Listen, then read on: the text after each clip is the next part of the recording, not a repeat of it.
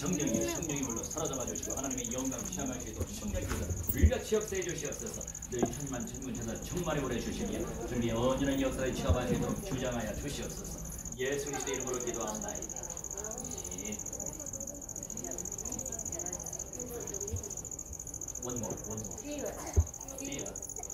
주의 성령의 불로 사로잡아 주시옵소서. 온전히 주 예수 그리스도의 이름으로 완전히 취함을 받을지어다. 주의 영광이 충만히 임재하시도록 하나님의 성령 역사하시고 오직 그리스도의 피의 능력이 충만히 아버지 임재하여 주시옵소서. 하나님의 영광이 충만히 나타나게 하여 주옵소서. 예수 그리스도의 이름으로 기도하옵나이다.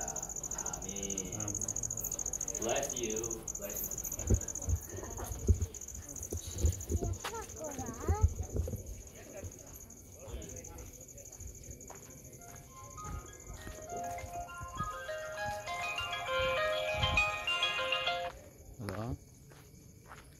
Ada sikwa Brunurlanya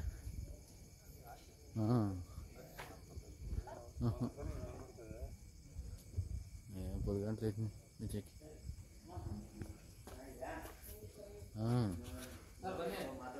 ಅವ್ರು ಮಾತಾಡ್ತಾರೆ ಆಶ್ರಮ ಮಾತಾಡ್ತಾರೆ ಮತ್ತೆ ಮುನಿಕೃಷ್ಣನಿಗೆ ಜೈ ಶ್ರೀ ದೇರಸ್ ಬಂದಿನ ನಿಮಗೆ ಹುಡುಕರ ಬಸ್ಸು ಮುಗಿಸ್ತಾರೆ ನಾಗೇಶ್ ಆಲ್ರೆಡಿ ಕೊರತೆ ಇಲ್ಲಂದ್ರೆ ಸಮಾಧಾನ ಕೊರತೆ, ಆರೋಗ್ಯದ ಕೊರತೆ ಖಂಡಿತ ಎಲ್ಲರೂ ಮನಸ್ಸು ಸಿಗುತ್ತೆ. ಕುಟುಂಬದಲ್ಲಿ ಯಾವುದಾದ್ರೂ ಒಂದು ಕೊರತೆ ಇದ್ದೇ ಇರುತ್ತಲ್ಲ, ನೀವೇನು ಇಲ್ಲ ಅಂತ ಹೇಳ್ತೀರಲ್ಲ, ಆ ಕೊರತೆಯನ್ನು ನೀಗಿಸೋಕೆ ಇಸ್ಕೊಂಡು ಬಂದಿದ್ದಾರೆ.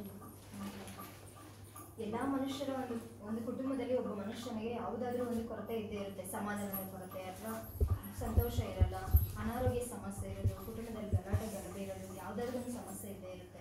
ಈ ಸಮಸ್ಯೆಗೆ ಪರಿಹಾರ ಕೊಡೋದಕ್ಕಾಗಿ ನಮಗೂ ನಿಮಗಾಗಿ ಹುಟ್ಟಿ ಬಂದಂಥ ಯೇಸು ಕ್ರಿಸ್ತನ ಬಗ್ಗೆ ಒಂದು 2 ನಿಮಿಷ ನಿಮ್ಮ ಜೊತೆ ಮಾತಾಡ್ಬೋದಾ? ಕೇಳ್ತೀರಾ? ನಿಮ್ಮ ಸಮಸ್ಯೆಗಾಗಿ ನಮಗಾಗಿ ಪ್ರಾಣ ಕೊಟ್ಟಂಥ ಯೇಸು ಕ್ರಿಸ್ತನು ಪರಲೋಕ ರಾಜ್ಯವನ್ನು ಬಿಟ್ಟು ನಮಗಾಗಿ ಭೂಮಿ ಮೇಲೆ ಬಂದು 33 ವರ್ಷ ಮಾದರಿಯಾದಂಥ ಜೀವಿತವನ್ನು ಜೀವಿಸಿ ನಮಗಾಗಿ ನಿಮಗಾಗಿ ತನ್ನ ಪ್ರಾಣವನ್ನು ಕೊಟ್ಟು ಸತ್ತು 3ನೇ ದಿನ ಎದ್ದು ಬಂದಿದ್ದಾನೆ. ಕಲ್ವಾರಿ ಶಿಲುಬೆ ಮೇಲೆ ನಮ್ಮೆಲ್ಲ ಪಾಪಶಾಪಗಳನ್ನು ತೊಳೆಯಬೇಕಾಗಿ ಆತನು ಚುಚ್ಚಲ್ಪಟ್ಟನು, ಚುಡಿಯಲ್ಪಟ್ಟನು. ನಮಗಾಗಿ ನಿಮಗಾಗಿ ಎಲ್ಲರಿಗಾಗಿ ಪಾಪಗಳನ್ನು ನಿವಾರಿಸಲು, ಶಾಪಗಳನ್ನು ನಿವಾರಿಸಲು. ಅಂತ ಒಂದು ಯೇಸು ಕ್ರಿಸ್ತನನ್ನು ನೀವು ಅಂಗೀಕರಿಸಿಕೊಳ್ಳೋದಾದ್ರೆ, ಅಂದರೆ ನಿಮ್ಮ ಹೃದಯದಲ್ಲಿ ಅಂಗೀಕರಿಸಿಕೊಳ್ಳೋದಾದರೆ, ನಿಮ್ಮೆಲ್ಲ ಕೊರತೆಗಳನ್ನು ದೇವರು ನೀಗಿಸಿ ನಿಮಗೆ ಒಳ್ಳೆ ಸಂತೋಷ, ಸಮಾಧಾನ, ಒಳ್ಳೆ ಆರೋಗ್ಯವನ್ನು ಕೊಟ್ಟು ನಿಮ್ಮನ್ನು ನಡೆಸ್ತಾರೆ. ಅಂತ ಯೇಸು ಕ್ರಿಸ್ತನನ್ನು ನೀವು ಹೃದಯದಲ್ಲಿ ಅಂಗೀಕರಿಸ್ಕೊಳ್ತೀರಾ? ಮಾತಾಡಿ ನನ್ನ ಜೊತೆಗೆ, ಅಷ್ಟೇ. ಅಂಗೀಕರಿಸ್ಕೊಳ್ತೀರಾ? ಹಾಗಾದ್ರೆ ಕಣ್ಣು ಮುಚ್ಕೊಳ್ಳಿ, ನಾನು ಪ್ರಾರ್ಥನೆ ಹೇಳ್ಕೊಡ್ತೀನಿ. ಪ್ರಾರ್ಥನೆ ಮಾಡ್ಬೋದಾ? ನಾನು ಏನು ಹೇಳ್ಕೊಡ್ತೀನೋ ಅದನ್ನು ನೀವು ಹೇಳಬೇಕು, ಸರಿನಾ? ಕಣ್ಣು ಮುಚ್ಚಿ.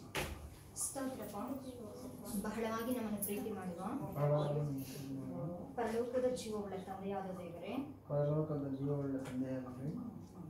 ನನ್ನ ಹೆಸರು ಮಂಜುಳಮ್ಮ. ನಾನು ನಿಮ್ಮನ್ನು ನನ್ನ ಸ್ವಂತ ರಕ್ಷಕನನ್ನಾಗಿ ಅಂಗೀಕರಿಸಿಕೊಳ್ಳುತ್ತಿದ್ದೇನೆ.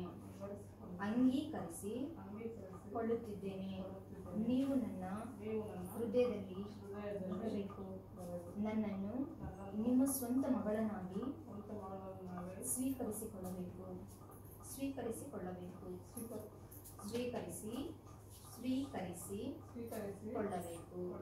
ಯೇಸುವಿನ ನಾಮದಲ್ಲಿ ಬೇಡಿ ಹೊಂದಿದ್ದೇನೆ ನನ್ನ ದೇವರೇ. ನಿಮಗಾಗಿ ಪ್ರಾರ್ಥನೆ ಮಾಡೋಣ. ನಿಮ್ಮ ಕುಟುಂಬಕ್ಕಾಗಿ ಎಲ್ಲರೂ ಪ್ರಾರ್ಥನೆ ಮಾಡಿ. ಪ್ರಾರ್ಥನೆ ಮಾಡಿ. ಎಲ್ಲರೂ ಪ್ರಾರ್ಥನೆ ಮಾಡಿ. ಜೋರಾಗಿ ಪ್ರಾರ್ಥನೆ ಮಾಡಿ. ಸ್ತೋತ್ರ ಸ್ತೋತ್ರ ಸ್ತೋತ್ರ ಸ್ತೋತ್ರ. ಪರಿಶುದ್ಧನು ಪರಿಶುದ್ಧನು ಪರಿಶುದ್ಧನು ಮಹಾಪರಿಶುದ್ಧನಾಗಿ ಸ್ತೋತ್ರ.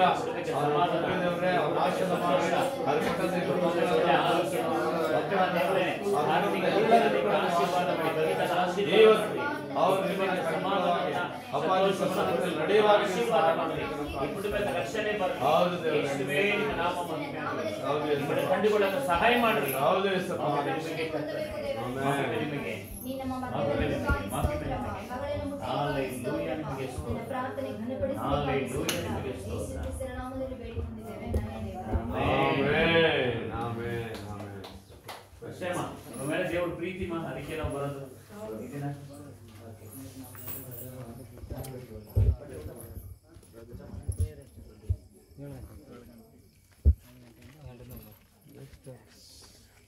ಬೆಳಗ್ಗೆ 7 ಗಂಟೆಗೆ ಹೇಳಿದ್ದೆ. ಯೇಸು ಕ್ರಿಸ್ತನ ಜನನ ಮರಣ ಪುನರುತ್ಥಾನ ಬರಣ ಹೇಳ್ಬಿಡ ಅಷ್ಟೇ. ಜನನ ಜೀವನ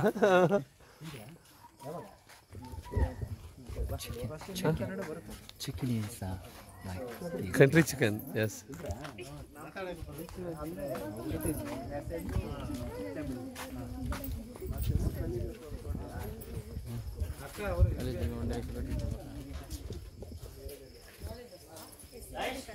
ಲೈಟ್ಸ್ ಬರಬೇಕು.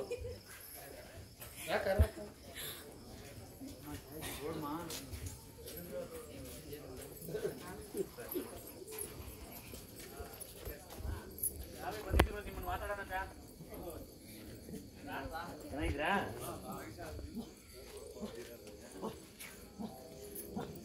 ನಾಗೇಶ್. ಇವತ್ತು ಒಂದು ಭಯ ನಡೀತು.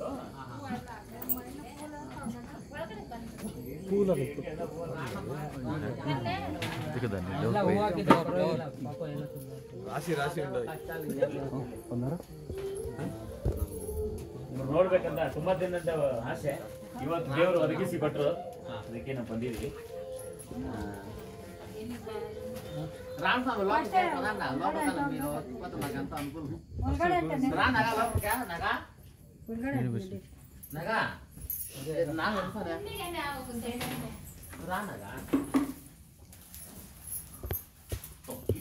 ಮೊದ್ಲಕ್ಕೆ ಸಾಪಾಗ ಚಾಪೇನ್ ಬೇಡ, ಹಂಗೆ ನಿಂತ್ಕೊಳ್ರಿ ಸರ್. ಸಾಕೆ ಮೊದಲು ನಿಲ್ಸ್ಕೊಕ್ ಅಟ್ಲೆ ಅಟ್ಟ ನಿಲ್ಸ್ಕೊಕ್ ಅದೇ ಎಲ್ಲಿಗೂ ಆಕಾಶಾಲೋ ఆడుకోవచ్చు. నమస్కారం చేయ వాళ్ళకి వాళ్ళతో మాట్లాడి నాగేష్ ನಮಸ್ಕಾರ. ನಮ್ಮ ಹೆಸರು ನಾಗೇಶ್ ಅಂತ. ನಾವು ದೇವನಿಂದ ಬಂದಿದ್ದೇವೆ. ನಿಮ್ಮ ಜೊತೆ ಮಾತಾಡಿ ನಿಮ್ಗೆ ಇಷ್ಟನಾ? ಅವ್ರ ಹೆಸರು ಕೇಳಿ. ಮಾತಾಡಿ. ನಿಮ್ಮ ಹೆಸರಕ್ಕ? ಮಂಜು. ಮಂಜು. ಇವತ್ತು ನಾವು ದೇವ್ರ ಬಗ್ಗೆ ಮಾತಾಡೋಕೆ ಬಂದಿದ್ದೀವಿ. ಅಂದರೆ ಲೋಕದಲ್ಲಿ ಏನಿದೆ, ಆ ಲೋಕದಲ್ಲಿ ಏನಾಗಿದೆ ಅಂದರೆ ಎಲ್ಲರೂ ಪಾಪಿಗಳಾಗಿದ್ದೀವಿ. ಅಂದರೆ ದೇವ್ರ ಸೃಷ್ಟಿಯಲ್ಲಿ ದೇವರು ಉಂಟು ಮಾಡಿದಾಗ ನಾವು ದೇವ್ರ ಮಾತು ಕೇಳ್ದಿರ ಅವಿಧೇಯರಾಗಿ ಏನಾಗಿದ್ವಿ, ಎಲ್ಲ ಪಾಪ ಮಾಡಿ ಏನಾಗಿದ್ವಿ, ಎಲ್ಲ ಏನೋ ನಮ್ಮ ಒಂದು ಸ್ವರ್ಗಕ್ಕೆ ಹೋಗದಿರಾಗೆ ನಮ್ಮ ಆತ್ಮ ಏನಾಗಿದೆ, ಪಾಪದಲ್ಲಿ ಮುಳುಗೋಗಿದೆ. ಆದರೆ ಈ ಸಮಯ ಏನಂದರೆ ಈ ಪಾಪವನ್ನು ಹೋಗ್ಲಾರ್ಸ್ಕೋಸ್ಕರ ಕರ್ತನಾದ ಯೇಸು ಕ್ರಿಸ್ತನು ನಮಗೋಸ್ಕರ, ನಮ್ಮ ಪಾಪಗೋಸ್ಕರ ಹೋಗ್ಲಾರ್ಸ್ಕೋಸ್ಕರ ಪರಲೋಕದಿಂದ ಮನುಷ್ಯ ರೂಪದಲ್ಲಿ ಏನು ಮಾಡಿದ್ದಾನೆ, ಲೋಕಕ್ಕೆ ಜನಿಸಿ ಏನು ಮಾಡಿದ್ದಾನೆ, ನಮಗೋಸ್ಕರವಾಗಿ ನಮ್ಮ ಪಾಪಗೋಸ್ಕರ ಕಲ್ವಾರಿ ಶಿಲುಬೆಯಲ್ಲಿ ಏನು ಮಾಡಿದ್ದಾನೆ, ಮರಣ ಹೊಂದಿ ಆತನ ಹಂಗೆ ಯಾರಾದರೂ ಈ ಲೋಕದಲ್ಲಿ ಸತ್ತೋದ್ರೆ ಏನಾಗ್ತಾರೆ, ಕನ್ನಡ ತೆಲುಗು ಹೇಳೋಣ.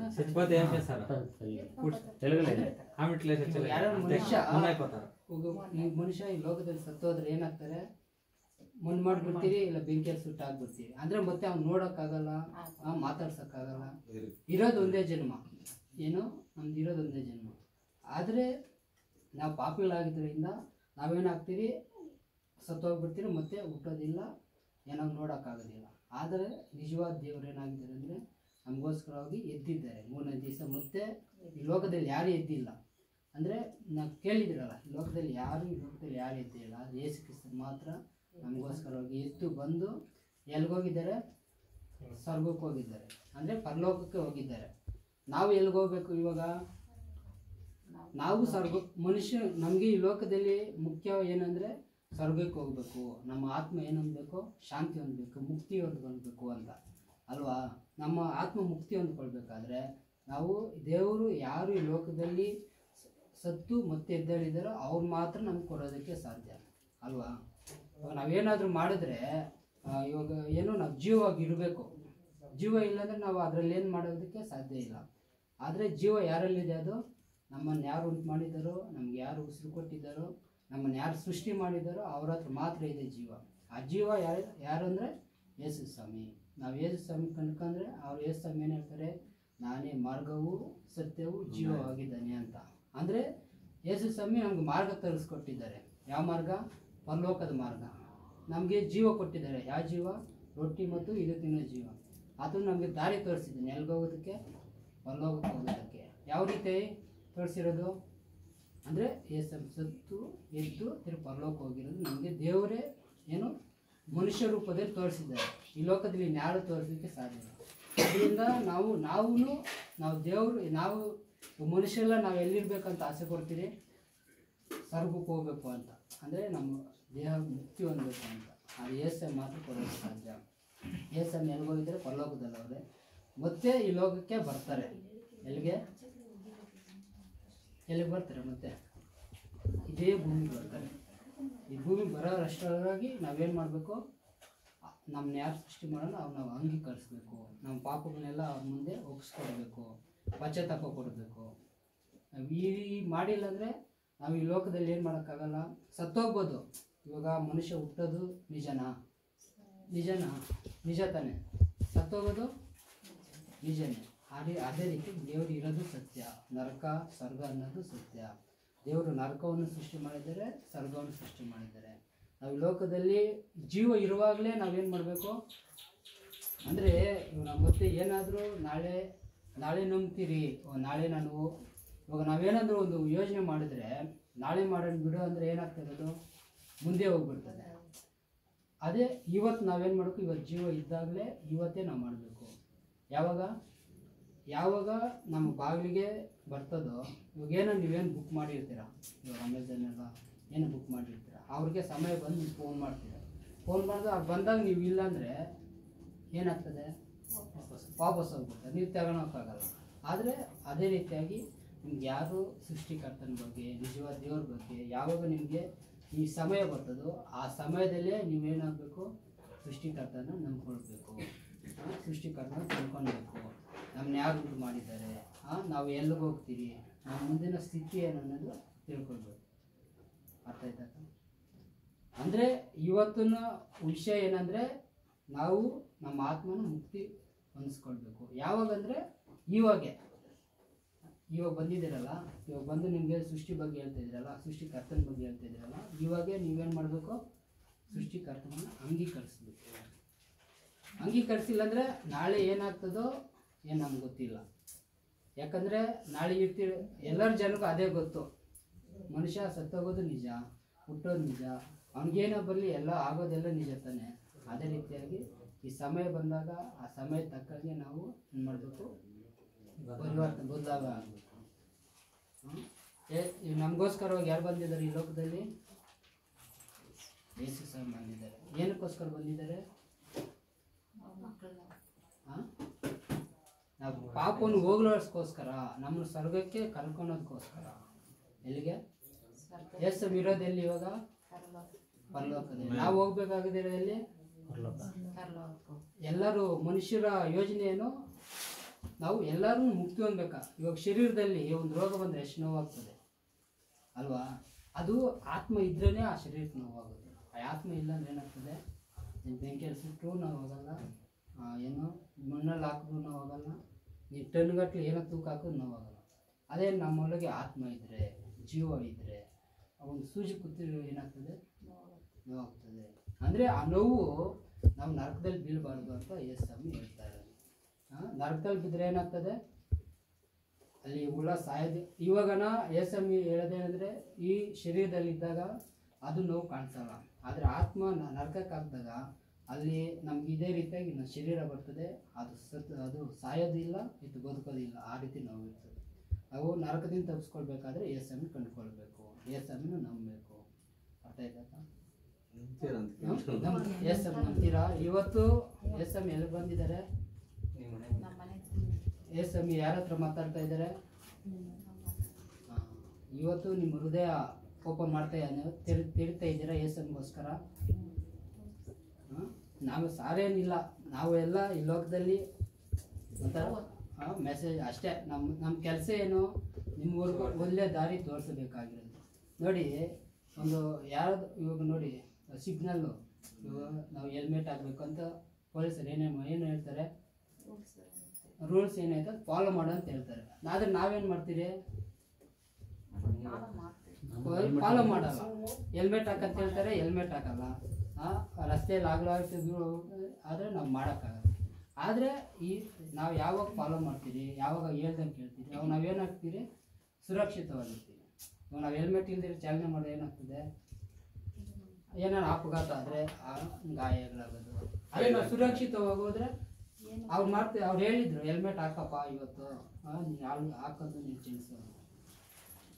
ಹಾಗೆ ಇವತ್ತು ಯೇಸು ಮನೆಗೆ ಬಂದಿದ್ದಾರೆ, ಯೇಸು ನಿಮ್ಮ ಜೊತೆ ಮಾತಾಡ್ತಾ ಇದ್ದಾರೆ. ನೀವು ಯೇಸು ನಂಬ ಸಿದ್ಧವಾಗಿದ್ದೀರಾ? ಯೇಸು ನಂಬ್ತೀರಾ? ಯಾಕೆ ನಂಬಬೇಕು ಯೇಸುವಿನ? ಯಾಕೆ ಈ ಲೋಕದಲ್ಲಿ ಯಾಕೆ ಯೇಸುವಿನ ನಂಬಬೇಕು? ಬೇರೆ ದೇವರೆಲ್ಲ ಐತಲ್ಲ, ಯಾಕೆ ನಂಬಬೇಕು ಯೇಸುವಿನ? ಸತ್ತು ಮತ್ತೆ 3 ದಿನಕ್ಕೆ ಎದ್ದು ಬಂದಿದ್ದಾರೆ. ದೇವರು ಸತ್ಯ ಲೋಕದ ಎಲ್ಲಿಗೆ ಹೋಗ್ಲಿ, ಏನೇ ಮಾಡಲಿ, ಇನ್ಯಾರು ಆ ರೀತಿ ಮಾಡಿಲ್ಲ, ಮಾಡೋಕ್ಕಾಗೋದು ಇಲ್ಲ. ಅದಕ್ಕೆ ನಾವು ಯೇಸು ನಂಬಬೇಕು. ನಿಜ ದೇವರನ್ನು ನಾವು ಅಲ್ಲಿ ತಿಳ್ಕೊಬೇಕು. ನಾವು ಸತ್ ಮೇಲೆ ನಾವು ಮತ್ತೆ ಎದ್ದೇಳ್ಬೇಕಲ್ಲ. ಅದೇ ಯೇಸಮ್ಮಿ ಇವಾಗ ಎದ್ದೇಳಿ ಇದಾಗೈತೆ. ಓಕೆ, ಸರಿ, ನಂಬ್ತೀರಲ್ಲ, ಸರಿ ನಾವು ಪ್ರಾರ್ಥನೆ ಮಾಡೋಣ. ಪ್ರಾರ್ಥನೆ ಹೇಳ್ಕೊಡ್ತೀನಿ, ಫಾಸ್ಟ್ ಪ್ರಾರ್ಥನೆ ನೀನು ಹೇಳ್ಕೊಡಪ್ಪ. ಪ್ರೇಯರ್ ಹೇಳ್ಕೊಡ್ತೀವಿ. ಪ್ರೇಯರ್ ಹೇಳ್ಕೊಟ್ಟಿದ್ವಿ. ನಾಗೇಶ್.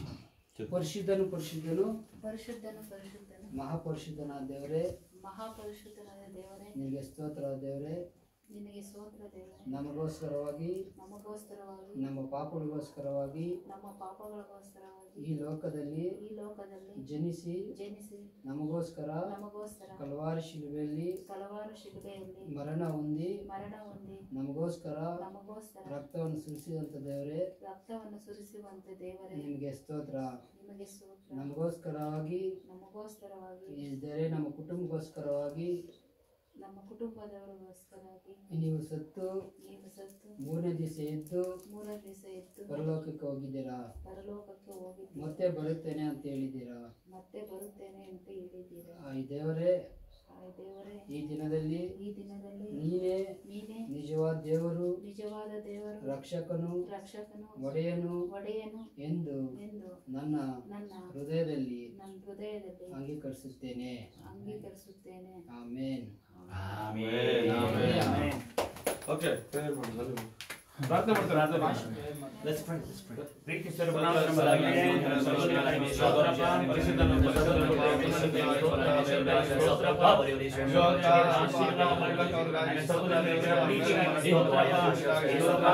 ಇವತ್ತು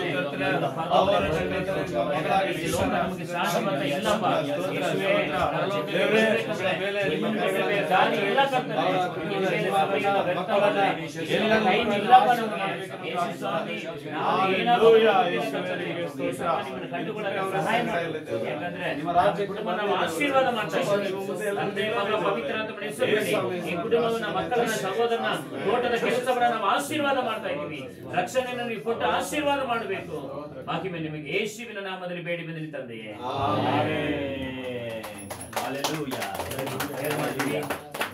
ದೇವರು ನಿಮ್ಮನ್ನು ಪ್ರೀತಿ ಮಾಡ್ತಾ ಇದ್ದಾರೆ.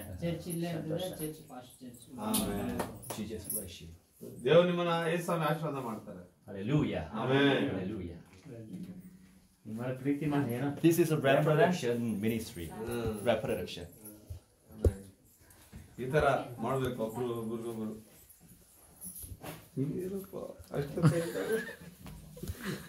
ಚೆನ್ನಾಗಿ ಮಾತಾಡಿದ್ಯಾ? ಮಾತಾಡಿದ್ರೆ ಜಾಸ್ತಿ ಇವರೇ ಅವರು ಯಜಮಾನರು. ಚೆನ್ನಾಗಿದ್ದೀರಣ್ಣ? ಈಗ ನೀವು ಕದಿಯೋದು ಗೊತ್ತಾ? ಅಮ್ಮ ಬರ್ತೀಮ್ಮ. ಅಮ್ಮ ಇರ್ಲಿಮ್ಮ, ಪರವಾಗಿಲ್ಲ. ಅಮ್ಮ ಏನು ಬೇಡ, ಪರವಾಗಿಲ್ಲ. ಅಮ್ಮ ಬೇಡಮ್ಮ, ಪರವಾಗಿಲ್ಲಮ್ಮ. ಅಮ್ಮ ಭಾನುವಾರ ಯಾವಾಗಣ ಮಾಡೋದು?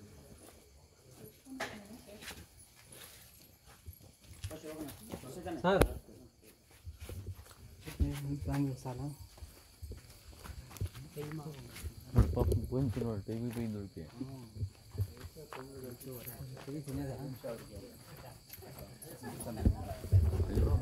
Nagesh, congratulations. Holy Spirit. Amen. Amen. Auntie Gitava. Akada de hintaru. Oh, okay. Sir, Yeah. my old home, new home. God bless. Oh, hallelujah. Yes. I remember this house. Prayer ಮಾಡ್ಕೊಂಡಾರಲ್ಲ. Ooh. Do you remember 2023? Yeah, 2 years. Great. Hallelujah. Hello? Stop. Finish? Cut. Okay. Finish.